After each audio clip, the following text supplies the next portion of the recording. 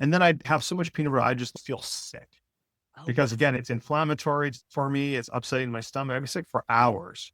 And I might have this at lunch and then like at dinner time, I'm still feeling ill. And I'm like, why? I'm just constantly doing this, wow. but it's like, I'm drawn to it. So I asked my colleague to, at the unconscious mind level, do a substitution for me. So I came up with something else that has similar consistency to peanut butter Okay. and swap it out in my unconscious mind. So now I'm associating this other thing that I would never put in my mouth with peanut butter. So now I haven't had peanut butter in like 7 months. That's amazing. So And, what and did it's you not like swap? peanut butter now makes me gag or anything. Right. I just have no desire to even reach for it. It's just sitting right That's there and I go around it. I just have no desire whatsoever. what was the swap? Imagine your favorite food, the one that you can't resist, suddenly becoming unappealing. My guest today, longevity coach Deepak Saini, used a single unconscious mind technique to completely erase his peanut butter cravings. And it's been long over 7 months now. And that's just the beginning. He went from being 100 pounds overweight to actually being biologically 10 years younger. So let's dive in.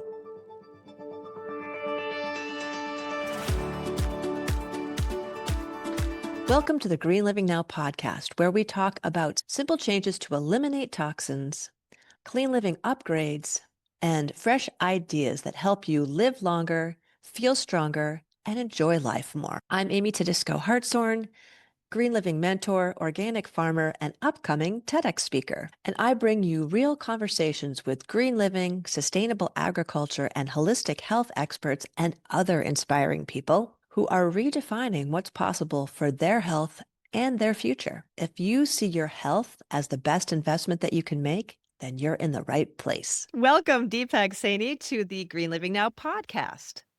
Thank you. Appreciate being here, Amy. Oh, I'm so excited to have a conversation with you because we have a lot of things in common, I think, as far as what we tend to focus on, but you have a really interesting journey. So, how did you get into all of this? So CPA, my first profession. So I spent Oh, wow. 20 years in corporate accounting, corporate finance, but I was always the chubby kid. I was always the fat kid, morbidly obese as a teenager. I was over 100 pounds heavier than I am now. Wow. I was chronically sick as a child, always chronic ear infections and throat infections and these sorts of things, bronchitis, or at least that's what they labeled it at the time. Then that went well into adulthood. I'd get sick for, 3 or 4 times a year for 4 to 6 weeks at a time. That's like a big chunk of your Oh, year that wow. That's a you're lot. sick, like you're just sort of well enough that you should go to work. Probably nowadays after COVID, they wouldn't let you come to work, but like then like whatever, right? Well enough you could go to work, but like just feeling awful, drained, tired, couldn't do any sort of activity. I'd just be coughing all the time, whole deal. Yes. But where it really came to a head was in 2014.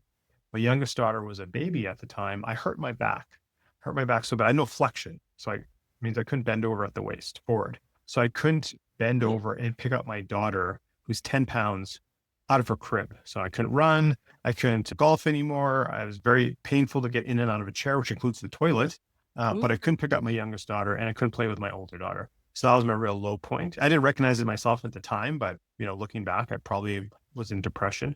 I didn't get stuck in that muck though of depression for too long. My desire, my drive to be able to play with my kids and pick up my younger daughter was strong for me. So trying to heal myself. And I like to say the Western medical system wasted 18 months of my health, ineffective treatments, run around through the system, et cetera, misdiagnosis, the whole deal. So I took matters into my own hands, found an alternative modality to heal my back. That would be PRP, platelet-rich plasma treatments, which we can talk about if you Ooh. like.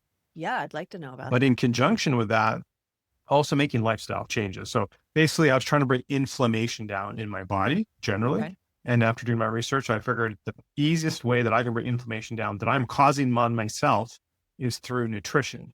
So I changed my diet, like essentially I went green or clean. I healed from the treatments, the PRP treatments a little bit better. And lo Okay. and behold, the last 60 of the 100 pounds that I lost melted away in like a matter of months. And my autoimmune condition went into remission. And I essentially, even with COVID, haven't really been sick for like the last 9, almost going on 10 years now. So that was That's a big awesome. aha moment. People started asking me, like, people only see the outside. Nobody sees our internal Right. struggle, our mental struggle. They just saw the weight loss. So Yeah. colleagues, coworkers, business associates are like, hey, like, can I take you for lunch to buy a coffee? What are you doing? And I started informally mentoring and coaching them. And that was finally a light bulb moment for me. Like, aha, maybe there's something here. And make a long story short, I started as what we now call a side hustle. Nobody called it back then. Right. Got some early certifications, coaching, evenings and weekends. And then in 2018, I decided I like this a lot more than being a CPA. So I started coaching full time. So high Wow, what a level. cool journey. Okay. So, of course, because this is the Green Living Now podcast, I'm particularly curious about the dietary changes. If we could start with that, and then we'll go on to Yeah, absolutely. So, the other stuff. just going clean, going green.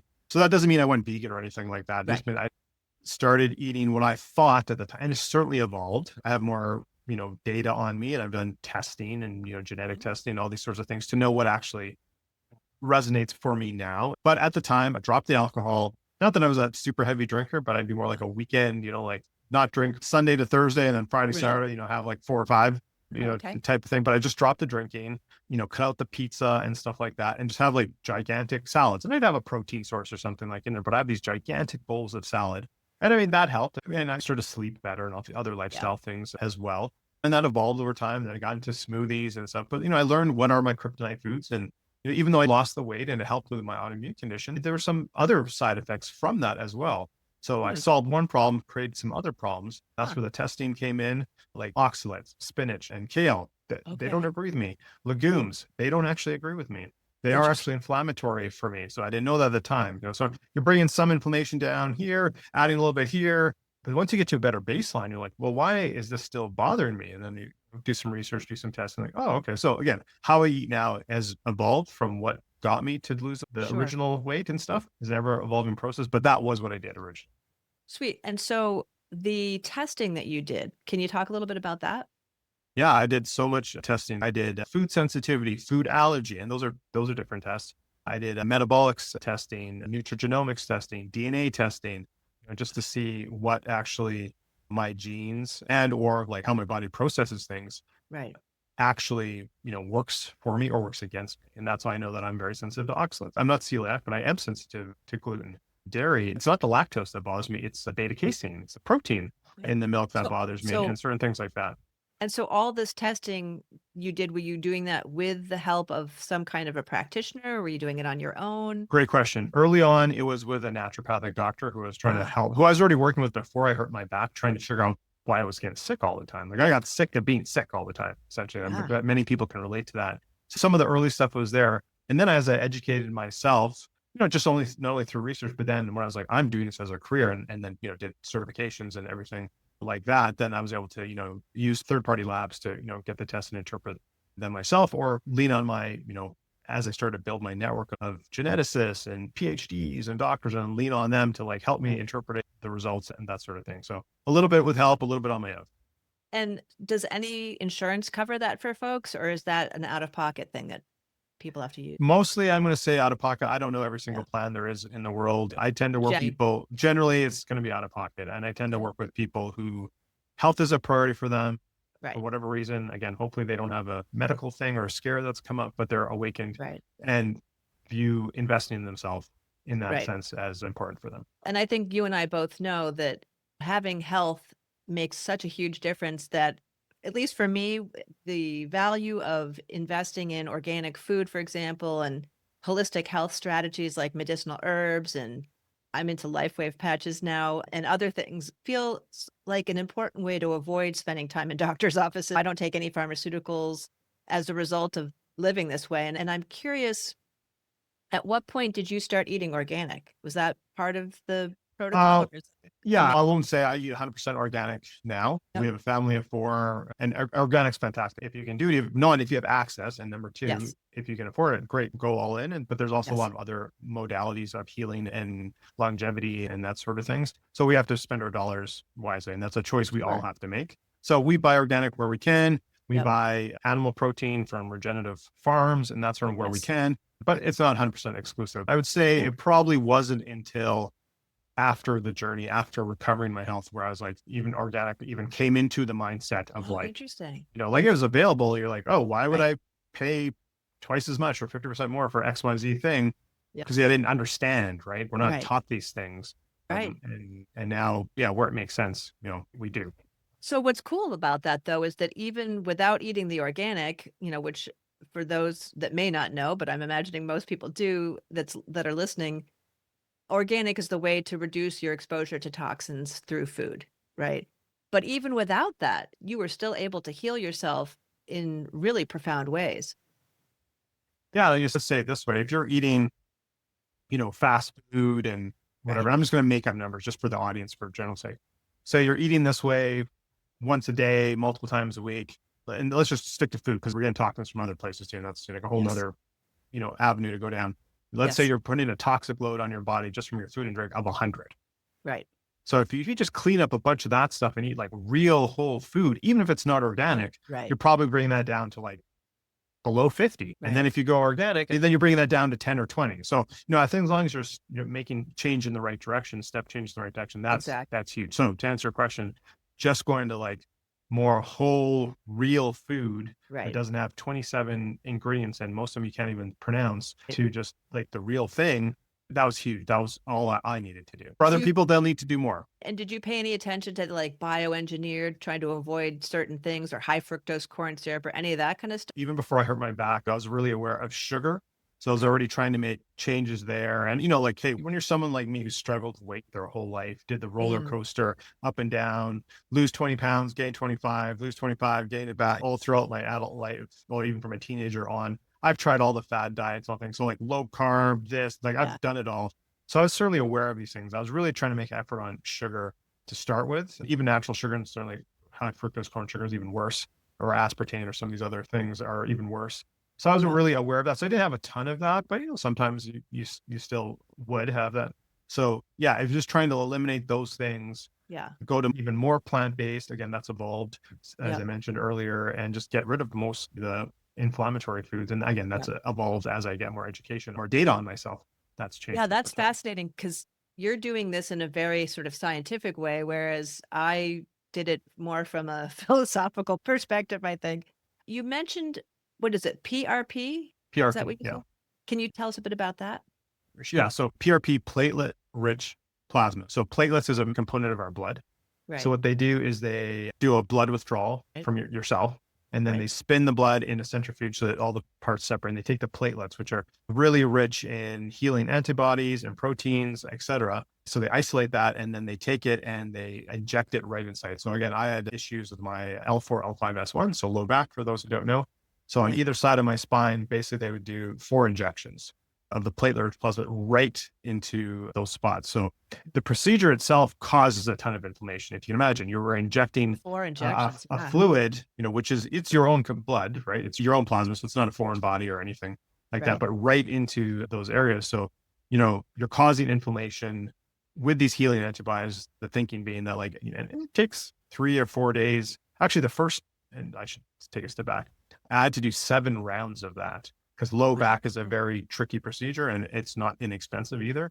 So Yeah. I'd space it out every 6 weeks. They want you to do it every 4 to 6 weeks. I was paying on pocket, so I'm trying to push that cost out Yeah. as far as I can. So like at the beginning, it would be like kind of like 5 days to recover. That doesn't mean I couldn't move, but I was like very painful. They're like, take it easy for the first 2 days. Day 3, try and like walk a little bit so that you kind of inflame the area more. And then with the PRP, those healing antibodies and proteins, then the inflammation will come down. And then, you kind of do a series of procedures. So you're trying to slowly bring it down. What I found is between procedure 3 and 4 is when it kind of this whole inflammation, change the diet, bring it down.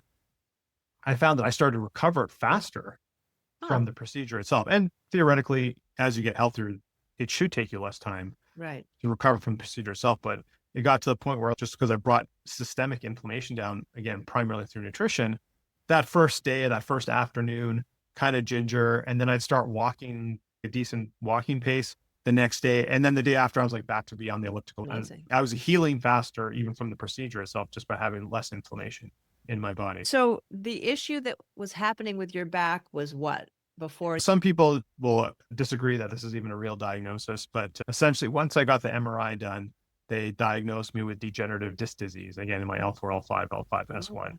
So essentially, the discs have degenerated. There's no doing anything about them to repair Right. them. And all my team at the time, so when I say my team, this is general practitioner, chiropractor, and physiotherapist, is like, Mhm. all we can do is strengthen your core muscles more. We're already doing this work so that you don't hurt yourself further. And I'm like, oh, I don't know. Jeez. That's not really a solution. So, I looked at stem cells. I live up here in Canada. So Yep. there's less opportunity. And this is again, going back about 10 years ago, right? So PRP was the most advanced thing that was more readily available. I could have got stem cells here in Yeah. Canada at that time, very expensive. And I would have had to travel out of province to get them. So I went with PRP. And now if this was to happen to me again, I'd probably just come down to the US and do stem cells or exosomes or something. So that PRP was actually healing those discs? So we're not reversing the damage, but Well, we're healing the discs. healing the discs. That's amazing, which they had originally told you wasn't possible. Yes. But let's keep in mind who was telling you this, Right, right? exactly. Right. Right. If all you have is a hammer as a tool, everything looks like a nail, right? Exactly. So Yes. for physiotherapist, chiropractor, general practitioner, they don't offer PRP type of thing. So a little bit different direction. I know when we spoke one time, we talked about some green living type things that you do. Can you talk a little bit about that as well? Generally to the audience, we have to make the choices that best fit our lifestyle. I'm never going to get certified organic. My property, we have a 2-acre property. It's not a farm, but it's just 2 acres. I'm never going to get it organically certified. That doesn't make any No sense. need to. But essentially, we haven't put any sort of pesticide or lawn weed killer, blah, blah, blah, on our property for 5 years now. So I think I technically would qualify to have an organic Oh, you land. would. I think it's 3 years. I don't know if that's the same in Canada as it I is. think it might be US. 4 here in Canada. And I can't control what my neighbors do who have an adjacent Yes, property, right? true. But anything that we grow some of our own food. I live at the shadows of the Rocky Mountains here in Alberta. So we Oh. don't have a very long growing season, but what we can grow in the summer and fall, we do. And again, we kind of try to keep it away from the edge of the properties, so like towards the house. We know that's not getting sprayed. So that's organic. And then in our household, I mean, we're not perfect. There's some commercial products we use and other things we try and do as naturally as possible. So again, it's an evolution. I just want to emphasize that idea that it's not about perfection, it's about progress, right? Absolutely. There's certain things that I do, like drive a car, not that much, but I don't eat 100% organic either. I mostly eat organic, but then, I go out to restaurants or friends' houses where there isn't that option. I feel like I still want to live in the world, but as long as I'm doing the majority of healthy things that my body, like all of us, are designed to heal. And so if we have the right nutrition and the right tools, we're going to allow our bodies to heal. So we can maybe do a Absolutely. few things that aren't ideal, but we'll bounce back. Yeah. And then there's a couple other things we do, like the laundry detergent. We use a green laundry detergent. Oh, nice. That's twofold. Not only is it the product cleaner, green, it also comes in sheets. So Oh, you yeah. you don't have those big jugs. Yes. Also causes a transportation problem because it's heavy, causes more That's fossil right. fuels, right? So use that. And then we don't use those like dryer sheets that are just Right. chemical shitstorms. good. Hope I can swear on this podcast. Yes, you can. So we just use like dryer balls. Wool So, ones. Yeah. yeah. And I think one of the things that's really important about laundry detergent or laundry soap is that it's not only what you're wearing on your clothes, but in your bed sheets and pillowcases and all that. So you're really exposed to that 24/7. I typically like to start with things that we're most exposed to like that to make changes so that it's a more simple process and people don't have to get overwhelmed with, oh my God, I've got to get everything out of my house that's toxic. Just one last thing I'll say on this Sure. again. We all have to make our own decisions. Yes. So my wife and my daughters, and my oldest is a teenager. So, they have their own minds and what they want to do. And, they still use more commercial products, which is fine. Yep. Myself, I don't use shampoo. We have a clean soap and I don't overly lather myself.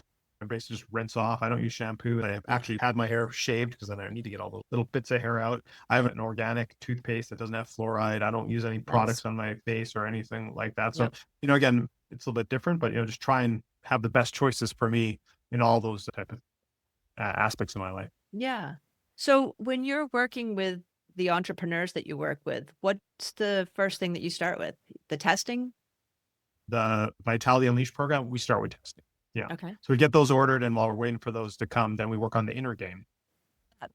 Yeah. So when I call the inner games, I'm trained in timeline therapy, neuro-linguistic programming, which is NLP. Most people have heard of that, and hypnosis. So we'll start with getting clear of all the negative emotions, other limiting beliefs, all these sorts of things that might come up during those sessions. And then if it's warranted, we'll use hypnosis to do some sort of habit changes or rewire the brain to prefer something over something else. Can I share my personal example? Yes, please. When I was doing my training, we have to practice with our colleagues who are also getting certified at the same time. Again, I love peanut butter and I'm a crunchy guy. Crunchy peanut butter is one of my vices. Okay. And I'll be honest, all the natural peanut butters, they just taste like crap to me. So I'm using the commercial stuff, right? And I know it's a kryptonite food for me. It does not serve me, but I Okay. love it. Even if I had a big bowl of like celery Yeah. or apples or something, I put like a big mound of peanut butter on it, right? And I eat it Okay. when I'm doing some training, I'm sitting on a networking call or whatever type of thing. And then I'd have so much peanut butter, I just feel sick. Oh, Because again, it's inflammatory for me. It's upsetting my stomach. I'd be sick for hours. And I might have this at lunch and then like at dinner time, I'm still feeling ill. And I'm like, why? I'm just constantly doing this, wow. but it's like, I'm drawn to it. So I basically asked my colleague to, at the unconscious mind level, do a substitution for me. So I came up with something else that has similar consistency to peanut butter Okay. and swap it out in my unconscious mind. So now I'm associating this other thing that I would never put in my mouth with peanut butter. So now I haven't had peanut butter in like 7 months.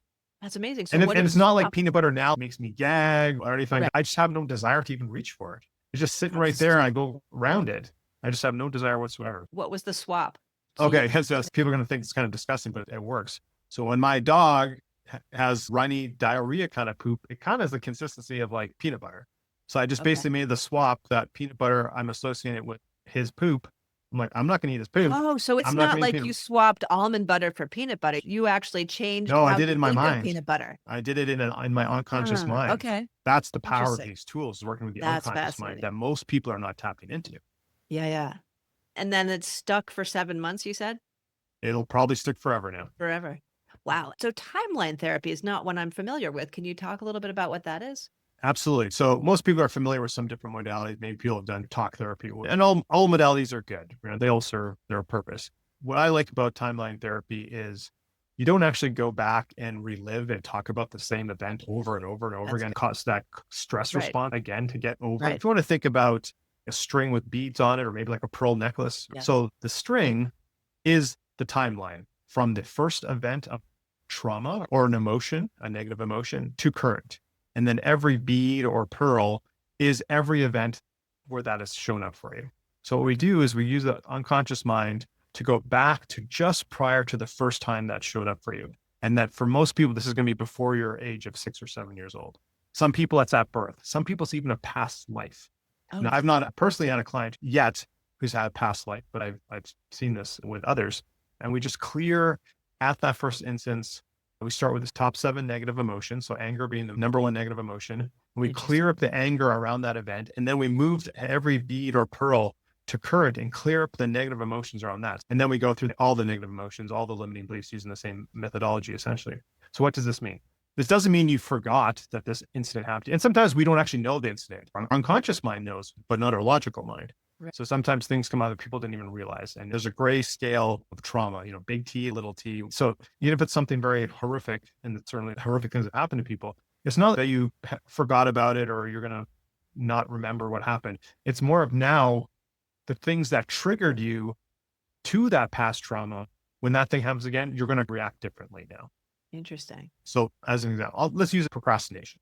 Okay. Right. So many people procrastinate. I can't do this. And they're whether it be business owners or people in their everyday lives. So when we use these modalities to move you from procrastination to one of motivation, that doesn't mean you're never going to procrastinate, but how long you sit in procrastination is going to be different. It's going to be shorter. And the things that might trigger you to procrastinate in the first place might not trigger you anymore, or some things might not trigger you. So you're showing up better in your life.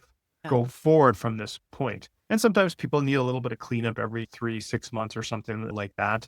Again, depending on how much other personal work they're doing, or if they're in the same situation that's caused the original trauma. And it's very short. We like to say we crack open the unconscious mind and we do all this work in like 30 days.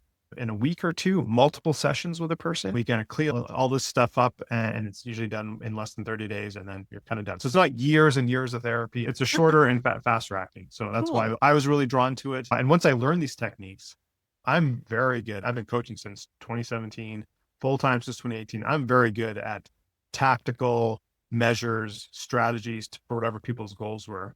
Yeah. Once I learned these modalities and really tap into the unconscious mind, I mean, we all do it. We use our unconscious mind every day, but people aren't utilizing it enough. And our conscious mind is, 90, 95% of our brain's potential, our mind's potential.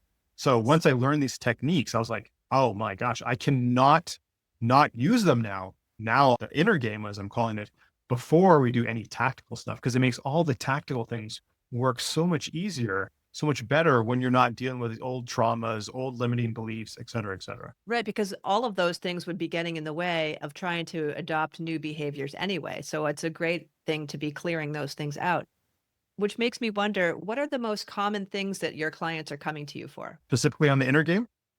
Or just in general, when you have somebody come to you that wants to do the year long. Yeah. So the first program I mentioned, the year-long Vitality Unleashed program, Yeah. again, they want to have a different experience. They want to regain their health or head off something that's they're maybe looking like they maybe experience them with their parents or their grandparents. Maybe there's some family history with Alzheimer's, Mm. cancer, whatever. And they're aware enough to like, I need to get ahead of this. So their goal is to optimize their health, Mhm. both mental and physical, so that they can age better, have a better quality of life as they age. And actually, one of the promises of the program is, because we test this, is to actually at the end of the year be biologically 10 years younger than Ooh. you were before you started. So we test at the beginning, and one of the tests is your biological age. And at the end of the year, we do that one test again, and you'll be 10 years younger if you do the work and take this seriously. So that's what people come for. Wow. So how do you test somebody's biological age? Yeah. So I'm using a third party lab that does this. I mean, And is it a blood test or? yeah, Oh, there's many different ones. The one I okay. prefer uses a blood test, and there's a bunch of markers that they take that show glycans, lack of a better term, just for the audience to understand like how damaged they are thus far. And that kind of gives you an age. So I'm just going to make something up here. Like if your chronological age is 50 and you do Right. this test and you're like, oh, it says I'm 60. Well, maybe you need to make some lifestyle changes. At this point, you're 10 years aged more than your chronological age. Sometimes it's less, but people want to move backwards Yeah. in that sense. This weekend, I just ordered a new batch of tests for myself and my clients. I'm going to do my own test again. It's been a number of years pre-COVID since I did mine. But when I last did my test, I was 12 years younger biological than my chronological age. I didn't have the data, but when I was probably 25, probably I was like 10, 15 years older, just like how I Mhm. felt and how crickety I was and chronically sick and all that kind of stuff. Mm. Yeah. What would you say is the most surprising thing that you've learned about your health in this journey? Oh, wow. Most surprising. That's a great question. I don't know if this is the most surprising, but I'll share this. This is an example that I use sometimes when I give speeches. This came from doing my DNA test. One of the results I got was that a couple of my genes that actually make me so my phase one, so kind of going back to green living a little bit here, my Okay. phase one and phase two liver detox is very poor. Ooh. So what does this mean? So alcohol, caffeine, drugs, what have you, my liver doesn't clear them as normal people. Here's phase one of my liver. I'm drinking alcohol. It's piling up. Not processing the way it It's should. not processing, right? Yeah. It's very slow. It's almost halted. So Ooh. I'm pounding the drinks. I'm feeling nothing. People are starting to get all tipsy. So you don't even feel buzzed. I'm not even feeling buzzed until Oh, all of a sudden, it this hits. is too much. Rush it all in. And What? all of a sudden, boom, I'm like sick. So once I learned this, and in this case, I did talk to a PhD, who worked at the company for my consult of what all these things mean. And I reflected back to a young man, high school, university. We'd go out to party as young people do, and I could like pound the drinks to the point I'd be like so sick I'd have to throw up. Oof. And I was infamous. I'm not, hey, it's real life. So I'm you were sharing. probably entertainment at a party to see how much you could drink?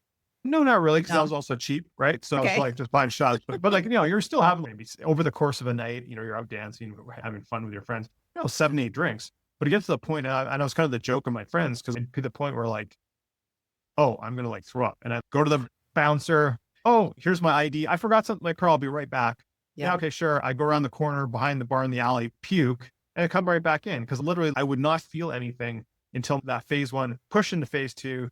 And then even in phase two of liver detox, it would hold up. So I'm very slow to clear things, Wow. whether it be psilocybin or alcohol. I'm very slow caffeine metabolizer for the same reason, all these type of Interesting. things, right? So that was a And big aha. That was like, right. oh, So this makes sense now going back 20 years ago. so what was it about the DNA test that told you that that was the case? It told me what combination of genes that they see this in people. So it's not always just Oh, one gene, okay. usually. It's usually you have this gene plus this gene, or let me rephrase. You have a variant of this gene, a variant of this gene, and sometimes it's up to 7, sometimes it's only 2 or 3, but all total up to like, here's the list. This makes you this, this makes you this. And that was one of the Wow. big aha moments. So now since that, I was like, that makes sense. And I hardly drink now, Yeah. but when I Even do, it's like, caffeine. I'm mindful. Well, I mean, I still drink caffeine, but I have to be very mindful of when I have it. Because again, the process is very slow. Yeah. So here's the way I like to say it. If I have after 10 o'clock, my sleep is messed up. And Yeah. I track this 10 with p.m.? 10 a.m. Oh, 10. Oh, 10 If I have a.m. caffeine after 10 a.m., it affects Oh, my sleep. Now, this doesn't mean I wow. can't fall asleep. Right? Gotcha. I have no problem. But it just falling. makes it more difficult. It's quality of sleep, which I've I used see. using a tracker.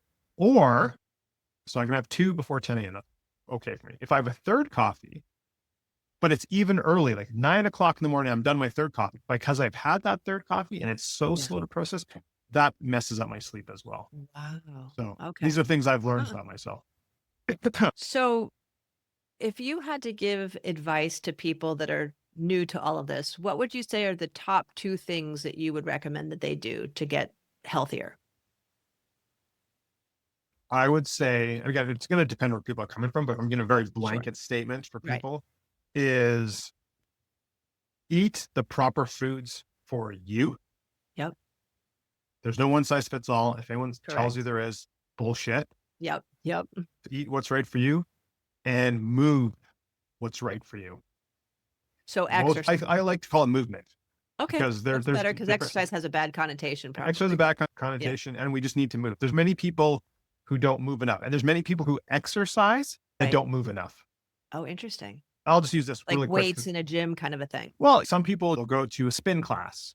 Let's pick on spin class. They'll get up in the morning, do their thing. They'll go to a 45 or an hour long spin class. I burned 700 calories or whatever, doesn't matter. And then they'll Right. sit the rest of the day. Well, guess Ah. what? 3 hours of sitting, you negated that entire workout you did. Who Ooh, cares? gosh, I didn't know You that. In you what have to way? move because you've just been sitting too long. Right. So the act of sitting for 3 hours, what is that doing to somebody? Do we have an hour? No, I don't think we do. Okay, I'll high level it here. So, Yeah, high level. yeah. So, okay, you burn these calories. I think calories is one piece of the bigger equation. And I don't Exactly. really, I don't pay calories in, attention to calories. calories. Yeah, whatever, right? You're sitting, you're not moving. You don't have blood flow going. So yeah, you have a ton of blood flow going in Yes. that hour. Let's just round up to an hour. Now you have like poor blood flow. All Right. this movement and everything. You're like spinning your legs. Now you're sitting, your hip flexors are getting Getting tight because you're not stiff. moving. All these type of things. Your blood flow affecting all your joints, affecting your brain, how you're processing information, how you're thinking. And now you're also not, especially if you're doing a cardio, that ongoing burn throughout your rest of the day is basically ended by so long sitting. So again, point of bringing up the whole thing, using this Yes. example is like, we need to move throughout our day. Get a 5 Right. or 10 minute walk. You don't have to be running. You have to do another spin class. Just Right. walk around at some decent pace. It doesn't have to be fast. Right. Walk your dog, take the kids to the park. We need to Right. be constantly moving, throw in some intense, cardio for our heart. And we need to do strength training to build lean muscle mass throughout our life. Even if you're 80 years old, you can start now. Agreed. So anyway, back to there's like proper nutrition for you, proper movement for you is the Right. two things I would say. And so just thinking about people who sit at a desk all day long, how often do you find it's important for them to get up from that desk and move around and walk at the very least? I would say Or- at the very least, I would say ideally like every 45 to an hour. I know that's a little challenging, but I'd say every 90 minutes. And not only move around, again, just stand up, walk around, but also, especially if you're working at a computer, like we're on a screen Right. right now, is also give your eyes a break. Change yeah. right 3 feet away is my screens. I'm looking at you, right, Yep. Amy? But you should be looking out a window, change the depth perception for exactly. your eye health. I heard about Get that. out in the My- sunshine, get some natural light into your eyes, not at high noon or whatever, but we got to be sun smart. One of the things I want to highlight about that sun thing is 2 different things. Your body creates vitamin D3, which is essential, right? So a lot of people that got COVID didn't have enough D3. So that I think is relevant. And I heard that the first light in the morning is actually the most important for our eyes. And I think that's Yes. because of melatonin production, right? Melatonin production, it sets your whole circadian rhythm. That's So what's- what I like okay. to tell people is like your preparation for sleeping tonight began first thing when you woke up in the morning and your light exposure. Right. And again, it depends. Like where I live now, we're getting into fall. Like I got to take my dog out. It's still pitch black outside. Yeah. Like 5:30, 5 to 6 o'clock. It's still dark. Like I think it's Yeah, getting close same to 7 thing o'clock before it's light out. Yeah. Of course, in the summertime, it's the opposite. So Right. as best as possible, try and get as much natural sunlight on your skin, on your Yes. face, in your eyes. You don't Yes. need to wear sunglasses. And then, of course, as the sun gets higher, we get a little bit more careful but that is so important to set your circadian rhythm for Yeah. the day so you can sleep properly tonight. So yeah, that's absolutely important. Awesome. Wow, fascinating. So to wrap things up, I know you have a free resource for folks. Can you talk a little bit about that? Yeah, I have a guide and it's 7 healthy habits for you to optimize your mental, physical, and even financial performance. And why I throw financial in there is what I find with all my clients is when your mental health and your physical health is optimized, regardless if you're an employee or you Yep. lead a team in a corporation or you're an entrepreneur, solopreneur, or you have a team in your company, when you're thinking better, feeling better, your relationships are better, it always transcends to the bottom line. I have not yet had a client who hasn't seen business performance, financial performance by taking care of their health, both physically and mentally. So anyway, that's why I Isn't said that that. that's so important, and it just makes me think of how, as an entrepreneur myself, the importance of taking that time to recharge. I was just talking to my partner, Dave, who's an organic farmer, and we have so many things we're trying to get done because we're actually getting married after 15 years together. Oh, There's so congratulations. much stuff. Thank you. But I was thinking we really need to get away this weekend. So we're going to go up to the lake where we go periodically just for our own mental well-being and just to take a break from all the crazy stuff of running a farm and all the other stuff that we do. Absolutely. Absolutely. So yeah, so it's a guide that has 7 Yes. sort of healthy habits. And so there's a little blurb and why it's important, but Nice. don't try all 7 at once. Okay. You're going to fail. Sorry, you will. Start Try with, 1, maybe 2 at most. okay. And then there's a 30-day tracker for Oh, all of them. cool. So track that 1 or 2 for 30 days. If it resonates with you, great. You've created a new healthy habit. If it doesn't, that's Nice. fine too. Go Right. back, pick a different one, track that and try that for 30 days. And then after a number of months, you'll have tried all 7. And hopefully a few of them stick with you. Hopefully all of them stick with you. And you've created potentially up to 7 new healthy habits That's for fantastic. your mental and physical health. Awesome. I'll have that link in the show notes below. And what did I not ask you that I should have? What did you not ask me? That's a good question. I don't know. I think we did a pretty good job. Cool. Well, Deepak, thank you so much. I will definitely have that link and your website address. So people that want to contact you, what's the best way for people to reach you? How do you like to be contacted? Yeah, actually think the best way is actually through that guide. So It's get the free guide. DeepakSainiHealth.com/freebie. I know you'll have the link there. Download that and hopefully get some benefit of it. But then that puts you in my ecosystem and then you'll be Perfect. aware of all the things I have upcoming. I don't know when this episode is going to be released, but I'll probably have some workshop coming up in the future. I Awesome. have a podcast, as you mentioned at the top. I'll be, promoting someone else who's doing amazing work in the world. So, you'll know all about that if you join my ecosystem by downloading that guide. I love that term ecosystem. I might use that. Well, That's again, thank you perfect. That so fits with much. you. You should Yes, it use that. does. Perfect. Yes. Well, thanks so much. This has been really enlightening. I appreciate it. Appreciate you having me on, Amy. So, and congratulations on not only getting married soon, but also launching this podcast. So it's been a while, Thank you. and we talked about it some time ago. So Yeah. congratulations to that. Oh, thank you so much.